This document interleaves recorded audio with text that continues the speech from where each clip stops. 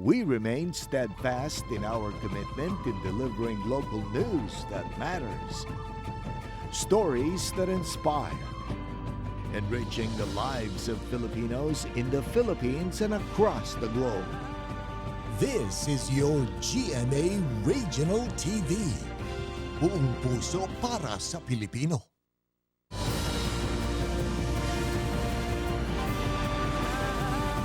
Ito ang GMA Regional TV, One Mindanao.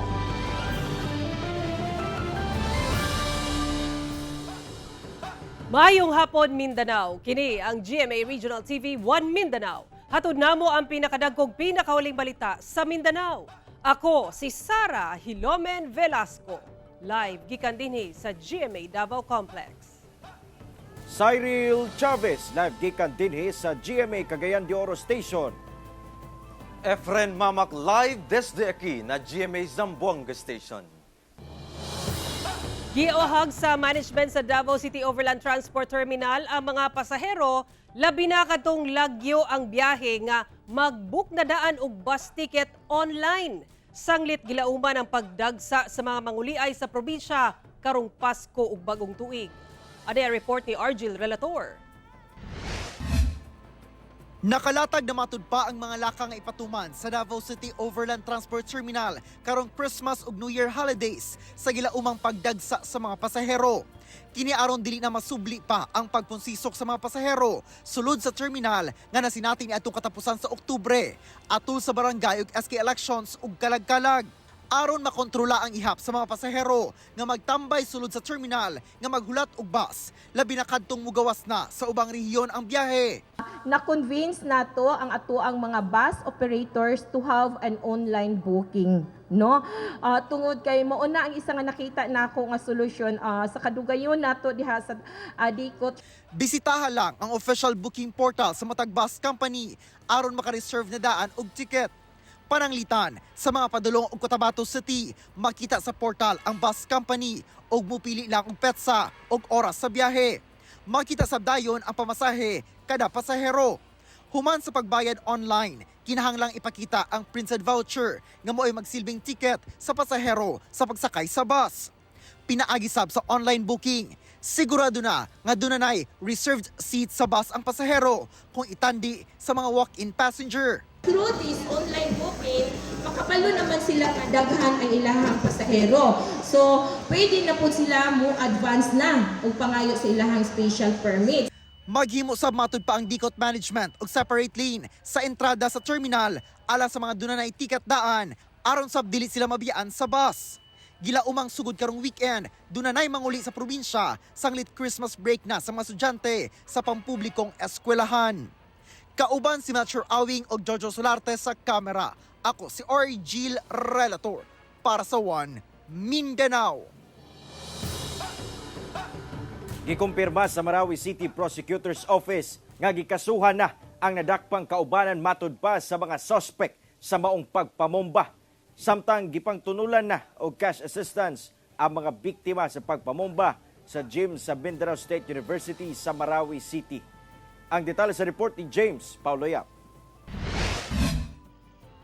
Gikumpirma sa Marawi City Prosecutor's Office nga nadawat na sa ilang buhatan ang kaso nga gipasaka batok sa dinakpan nga si Jafar Gamo Sultan nga ginatudlo sa kapulisan o kasundaluhan nga kaubanan sa mga sospek sa pagpabusikad sa gym sa MSU Marawi. Gikumpirma sab nila nga kasong harboring ug paglapa sa RA 9516 o illegal possession of explosives ang gipasaka batok sa maong dinakpan. Apan bisan sa hitabo, gibutyag ni Marawi City Bishop Edwin de la Peña nga nagpadayon kuno ang misa sulod sa MSU. Apan temporaryo kining ginapahigayon sa University Chapel. Hindi mo na siguro mapapabalik dito yung mga naka-experience ng bomba. We'll find another place. Gani, wala pa kuno nawala sa unahuna sa usa sa mga biktima nga si Nanay Esther ang mga hitabo. Atol sa pagbusikad, pipila ka minuto lang human siya nakasulod sa gym. Apan dili kuno kini makapugong kaniya para mutambong pagbalik sa misa nga ipahigayon sulod sa eskwelahan. Basta sa ano, Panginoon, hindi tayo matakot. The winning point of what happened here December 3, na lalo pang tumibay ang ating ugnayan bilang mga Christians and Muslims. Sa pagbisita ni Lanao del Sur Governor Mamintal Adyong Jr. sa mga biktima sa pagpamomba sa gym sa Mindanao State University sa Marawi City niadtong December 3, una niini nga giadtuan ang tulo ka mga biktima nga anaa pa sa intensive care unit sa Amay Pakpak Medical Center kinsa mo'y nagrabihan sa pagbusikad sa bomba aron tunulan og cash assistance. Gipang tunulan sab og cash assistance ang ubay-ubay ka mga survivors sa bombing kinsa nakaangkon og mga minor injuries. Samtang una na nga gipanghaturan og tabang ang kabanay sa upat ka mga biktima nga namatay sa insidente. Yung apat na namatay, ang binigay ng provincial government 100,000. Then yung andun sa APMC, tatlo yung nadatnan natin doon. Yung iba nakalabas na at yung iba ma-operan pa daw. Sabi ng doktor ng APMC, binigyan din natin ng 50,000 bawat isa sa kanila. Then yung hospital bill nila, first day pa lang, sinagot na ni Congressman Zia Adjong at si Congressman Yasser Balindong. Ang provincial government, obligasyon po natin na tumulong sa bawat mamamayan ng Lanao del Sur sa Lanao del Sur. Kauban si Jade Gavas ug Jaybert Pairat sa kamera. Ako si James Pauliap para sa One Mindanao.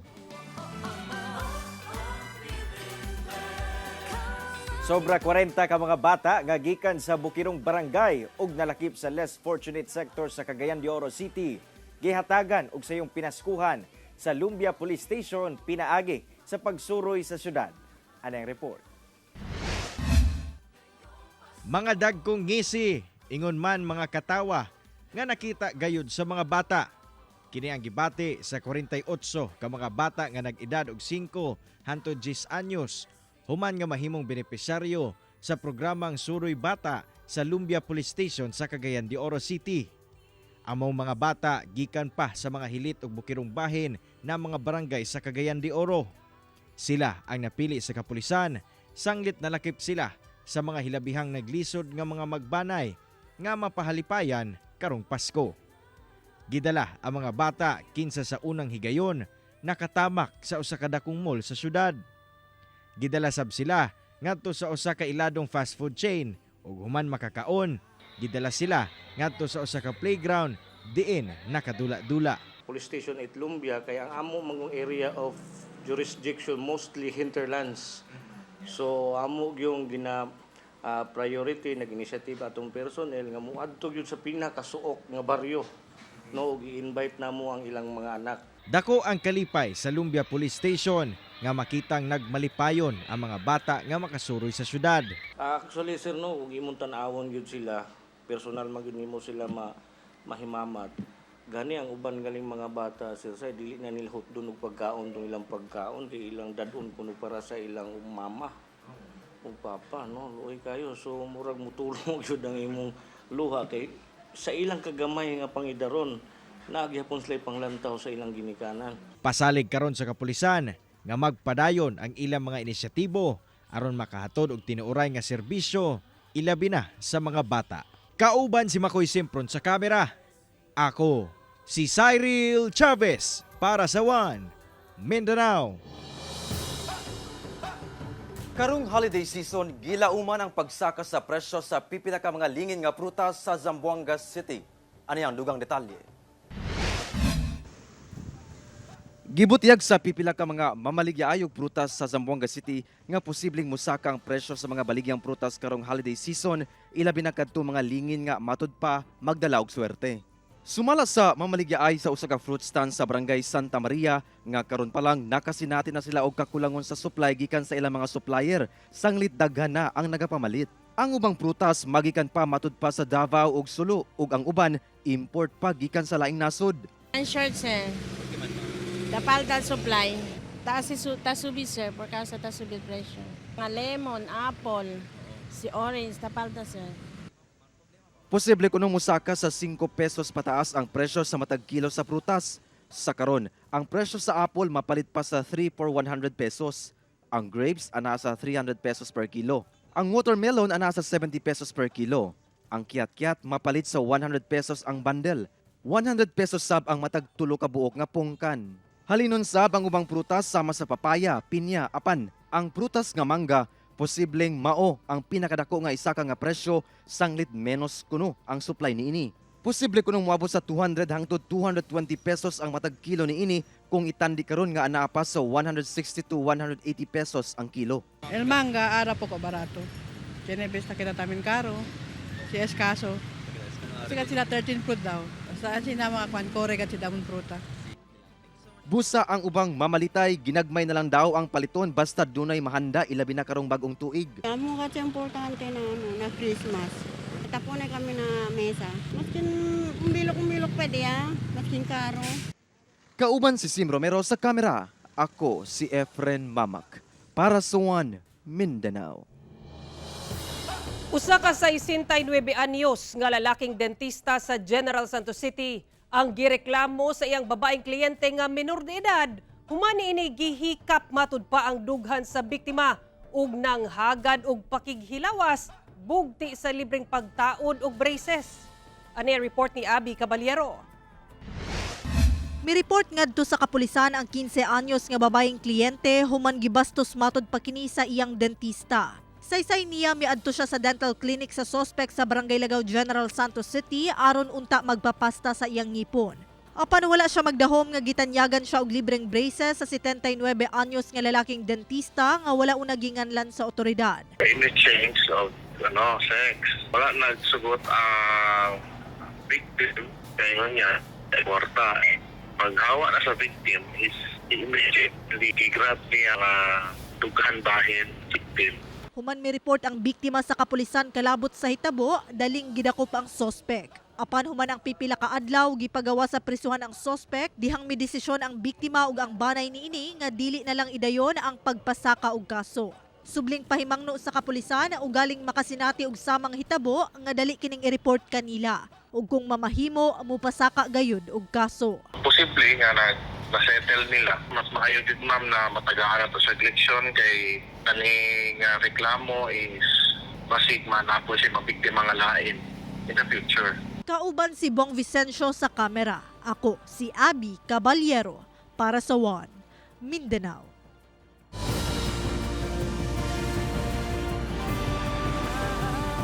Ito ang GMA Regional TV, One Mindanao.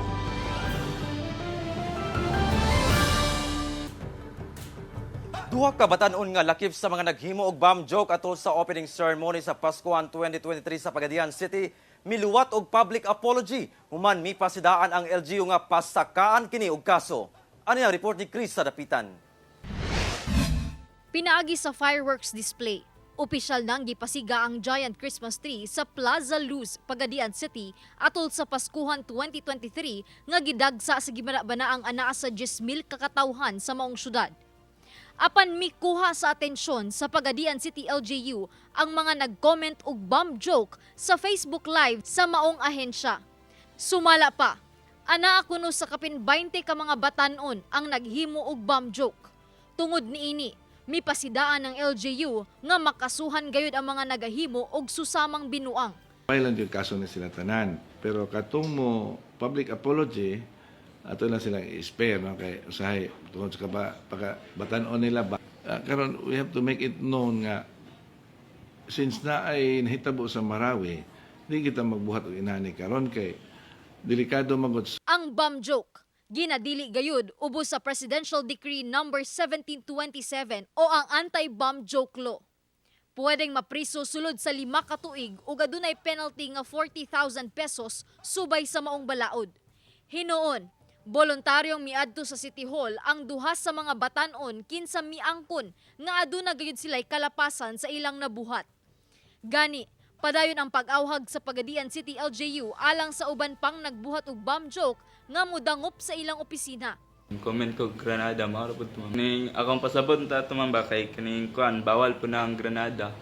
Mao pud tumamba. Mga tanan katawan sa Pagadiano bahin sa opening gabi sa plaza pasaylo kay ko sa kan bomb joke nga akong nabuhat gabi kay kuan raman to pagod kining Ni apel lang ko sa unsay mga bawal dalon ba pero mali dito nga kuan na wala na ko na realize. Nakasabay lang ko sa trend bitaw sa uban sir dayon nakapi-paste na ako mo nabuhat na ko to siya ngayon nato. Tingnan ko pagka morning sir nga muna dito siya gi-screenshot dayon viral na siya. Yes sir. Yan ko diri sir para mangayo ko pasaylo sa dili na ako usbuhon ang ako ang gi-comment dadto. Atong digid mo anhi dili mo himog public apology para may baon sa tanan nga dili day mao atong gibuhat. Para sa sunod wala na ibubuhat. Sa sunod dili na ta mo pasaylo, dili na ta ingon nga spare ka sa kaso kay na may total na amji kaso na siya. This is to prevent ba in the future unsay ato mga activities nga dili jud pwede magpinuag inana. Apan taliwala sa nagkatag nga bomb joke, sumala sa kapulisan, nagpabiling malinawon og luwas ang pagsaulog sa Paskuhan sa maong syudad. Kauban si Jerwin Fernando sa kamera, ako si Chris Dapitan para sa One Mindanao. Kapin 70 ka mga benepisyaryo sa Pantawid Pamilyang Pilipino Program o 4Ps sa Alabel, Sarangani ang migradwar na. Gikalipay sa lokal nga kagamhanan sa Alabel nga human ang pipila ka tuig, migradwar na ang 77 ka mga benepisyaryo sa 4Ps. Base sa assessment sa DSWD, gikonsidera silang graduate na sa programa human duna nay kalambuan ang estado sa ilang kinabuhi. Lakip din ang pamilya Lapar kinsa nakahuman na sa kolehiyo ang tulo ka magsuon ug duha kanila ang teacher na sa pampublikong eskwelahan. Atol sa gipahigayong graduation ceremony, ilang gisaysay kung unsa kadako ang tabang sa 4Ps alang kanila. Nang hinaot ang LGU nga maningkamot sab sa ilang panginabuhian ug pag-eskwela ang nahibiling mga benepisyaryo sa 4Ps sa ilang lugar. 24 anyos nga lalaki kinsa miuwang lang sa mga nag-away sa Talakugon, Agusan del Sur. Patay, human gidunggab. Dugang detalye sa report ni Kent Abrigana. Patay ang lalaking nailhang si Heart Curato Rosero, 24 anyos, taga Purokwan, Buena Garcia, Talacogon, Agusan del Sur. Human gidunggab sa duha ka sospek atol sa kapistahan sa ilang lugar niadtong Biyernes sa gabi. Sa investigasyon sa Talacogon Municipal Police, dunay mga individual nga nag-away ug miuwang lang niini ang biktima. After sa pagpasipay sa maong kagubot, gigukod sa biktima ang katong suspect nga nidagan o diha-diha pagukod niya sa katong mga suspect. Dito siya natunggaban. Nakaangkon og sa madinunggaban ang biktima sa iyang wala nga dughan. Dayon kini nga gidala sa ospital apan gideklara ng dead on arrival. Sa follow-up investigation sa kapulisan, unom ka individual lang ilang natala nga nalambigit sa maong insidente kung asa duha niini ang mga minor de edad. Kining unom, duha ang naaresto ug ang upat voluntary surrender. Gi-assist sila sa ilahang barangay kagawad o barangay kapitan. Ang tulo gikan sa Talacogon ug ang duha gikan sa Prosperidad. Anaana sa kusudiya sa kapulisan ang upat ka mga dinakpan kung asa usan niini ang maoy midunggab sa biktima kinsa wala naginganlan sa kapulisan. Samtang gi-turn over na sa MSWDO ang duha ka minor de edad. Gipasakaan na og kasong murder in relation to RA 9344 ang duha ka mga sospek. Ako si Kent Abrigana para sa One Mindanao.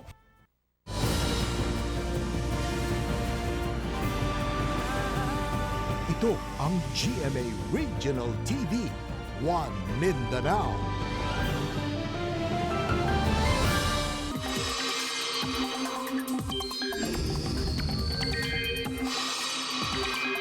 Dunay ginamonitor ang pag-asa nga cloud cluster sa gawa sa Philippine Area of Responsibility. Samtang easterlies gihapon ang makaapekto sa panahon sa Mindanao sumala sa pag-asa. Walay low pressure area o bagyo nga na-monitor ang pag-asa sa sulod sa nasod. Apan ginamonitor ang cloud cluster sa gawa sa PAR nga posibleng mahimong low pressure area. Samtang easterly sa makaapekto sa dakong bahin sa Mindanao. Base sa datos sa Metro Weather, dunay tsansa sa pag-ulan sa Zamboanga Peninsula, Northern Mindanao, Soc-Sargen, Caraga ug Davao Region. Dunay heavy to intense rain sa ubang lugar, busa mahimong alerto sa pagbaha o landslide. Usa ka lalaki ang nakuhaan og video diyang gipakita ni ini ang pribadong parte sa iyang lawas sa tulo ka estudyante samtang anaa sa pampublikong lugar sa General Santos City. Sa karon, ginapangita pa kini sa otoridad. Ano ang report ni Abby Caballero? Daw walay labot sa mga tawo sa iyang palibot kining lalaki nga nakaitom og jacket. Dihang iyang gigunit-gunita ng iyang kinatawo samtang anaa daplin sa dalan sa Barangay Dajangas North sa General Santos City. Taod-taod, iya nagayod gipaubos ang iyang short o gipakita sa tulo ka estudyante ang iyang kinatawo. Sinalabas yung aring nga sa sarili ko doon sa harapan mismo ng mga bata. Mga motor siguro mga 7 meters lang ang distansya sa mga estudyante. Kaya yung bata naman, nakukunwari lang na parang walang nakita din. Nagkuhan siya ng video. Pipila ka minuto ang milabaya dali matod pang mihawa ang sospek sakay sa motorsiklo. Daling mi-report sa kapulisan ang maong mga estudyante. Ug nasayran nga sa samang adlaw miadto sab sa Plaza General Santos ang maong sospek. Ug nagpakita sab sa iyang kinatawo ngadto sa mga estudyante nga ana sa lugar. Nakuhaan og hulagway sa mga estudyante ang motor ug plate number sa sospek. Sa karon nakig-koordinar na ang kapulisan sa LTO aron mailhan na ang sospek. Posibleng mag-atubang og kasong acts of lasciviousness ang sospek. Magfa-file ba ng case yung mga estudyante o yung parents nila? Sinabihan natin na magpa-file sila. So, willing naman sila mag-file as long as ma-identify natin yung suspect. Kauban si Bong Vicencio sa kamera. Ako si Abby Caballero para sa One Mindanao. Gidayg ang usa ka magtutudlo sa Davao City. Human ini gibantayan ang baby sa iyang estudyante kinsa nag-exam ni adtong tungura. Ato siyang ilailahon sa report ni Argil Relator. Miani og pagdayig ang pagkugo sa usa ka teacher sa baby sa iyang estudyante kinsa nag-exam niadtong tungura sa usa ka kolehiyo sa Davao City. Gikarga sa teacher ang baby hangtod na human ang exam sa iyang estudyante nga inahan sa baby. Meet teacher Cecil Tapini. Naluoy matud pa siya sa sitwasyon sa iyang estudyante ni adtong higayuna nga naglisod sa pag-answer samtang gikugos ang iyang 2-month-old nga baby. Busa, isip usasab ka inahan, gikarga niya ang baby sa iyang estudyante. Primero, mura ko nag-hesitate kay kanang dugay-dugay na wala nakakarga og bata tapos gamay pa pud kaayo siya. So nag-alanganin ko pero siguro kanang mother instinct god na nakita nimo na uy ang imong estudyante naglisod. So kinsa man puy lain ang karga, wala may lain. So take over si ma'am. Sumala ni Teacher Cecil, makita matud pa niya ang determinasyon sa inahan sa baby nga makalampos gayud sa pag-eskwela. Kanang makita agad nimo na naagid siya pangarap sa kinabuhi ba na nagapaningkamot gid siya sa iyang pag-eskwela. Mag-participate man pud siya sa abang online. Naka-online class ang inahan sa baby nga mao ang may 23 anyos nga si Malin Mamayas nga taga Sitio Namnam, Marilog, Davao City. Busa, matag-exam lang gayud siya, nagaadto matud pa og eskwelahan. Sa amo wala man gyud mo bantay, then lisod pud siya sa amo nga ibilin namo kay best kid man gud ang bata. Busa, mapasalamaton gayud kuno siya sa iyang teacher alang sa pagkapot sa iyang pangandoy nga mahimong usasab ka magtutudlo pohon. Nagpapagod ko salamat sa ilaha kay kung dili tungod sa ilaha nag-encourage ko nila nga magpadayon sa kong pag-eskwela. Wala pud ko kaabot nga nag-first year college ko karon. Dili na siya hindrance kanang imuhang situation diha. We have lot of different kinds of situation na we are facing sa atong kinabuhi. But if you have your goal, you have your dream, fight for it and pray. Kauban si Melchor Awing sa kamera. Ako si Argil Relator para sa One Mindanao.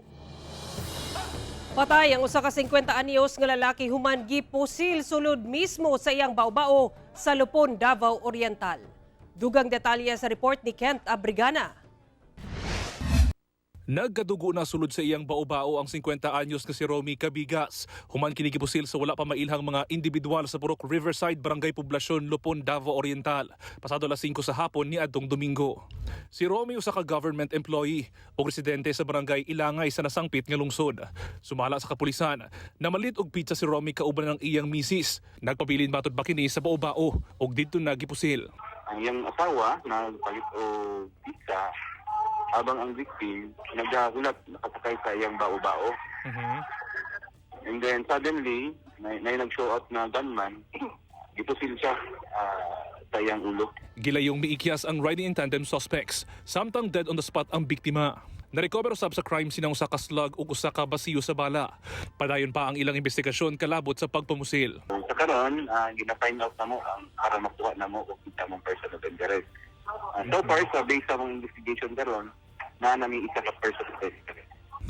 Ako si Kent Abrigana para sa One Mindanao. Mga kapuso, 12 kaadlaw na lang. Pasko na. Mao kadto ang mga ulahing balita sa Mindanao karong adlaw. Mamahimo ninyo kining makita pag-usab pinaagi sa pagbisita sa official website sa GMA Regional TV o bisitaha ang among official YouTube channel o i-click ang subscribe button para sa pinakaulahing balita. Muchísimas gracias sa ato mga kapuso sa Mindanao nga nagalantaw kanamo ug sa ato mga kapuso abroad. Padayon lang sa pagtutok sa mga lokal nga balita matag adlaw tungod sa GMA Regional TV Local News Matters. Kami ang GMA Regional TV 1 Mindanao. Tibok persa para sa mas dakong misyon ug mas halapad nga pagserbisyo sa nasod.